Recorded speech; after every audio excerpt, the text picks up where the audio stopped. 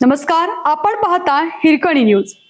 Hirkani news प्रत्येक क्षण ताज्या घडामोडी आणि महत्त्वाच्या प्रत्येक बातमीसाठी नेहमी तत्पर. मॅनेज झाल्याचा ठपका नको म्हणून सांगली सातारा विधान परिषदेच्या उमेदवारीवरून चंद्रकांत पाटलांनी मवियाला डिवचलं. महाविकास आघाडीकडे विधान परिषदेसाठी संख्याबळ नसताना देखील उमेदवारी अर्ज भरला आहे. महायुती म्हणून भाजपकडून धैर्यशील कदम यांनी उमेदवारी अर्ज भरला. महायुती ही एक संघ असून 90% संख्याबळ एकट्या महायुतीकडे आहे. विरोधकांचे प्रयत्न यशस्वी होणार नाहीत. केवळ निवडणुकीत मॅनेज झाल्याचा ठपका पडू नये यासाठी विरोधकांनी उमेदवारी अर्ज दाखल केला असल्याची टीका सांगली जिल्ह्याचे पालकमंत्री आणि उच्च व तंत्र शिक्षण मंत्री चंद्रकांत पाटील यांनी मवियावर केला आहे.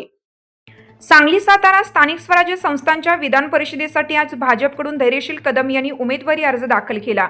उमेदवारी अर्ज केल्यानंतर सांगलीचे पालकमंत्री चंद्रकांत पाटील यांनी माध्यमांशी संवाद साधला. हा मतदारसंघ भारतीय जनता पक्षाला गेल्याने उमेदवारी धैर्यशील कदम यांच्या नावावर शिक्कामोर्तब केले आहे. ही विधान परिषद निवडणूक एकतर्फी होणार आहे.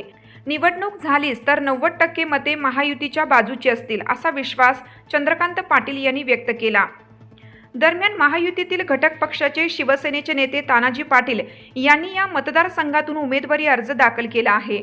महायुती एक असताना शिवसेनेतून अर्ज दाखल केल्याने सर्वांच्या भुवया उंचावल्या आहेत.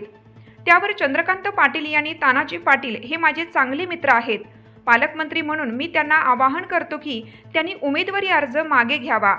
उपमुख्यमंत्री एकनाथ शिंदे स्वतः त्यांच्याशी चर्चा करतील आणि त्यांची समजूत काढतील असंही पाटील यांनी यावेळी म्हणाले.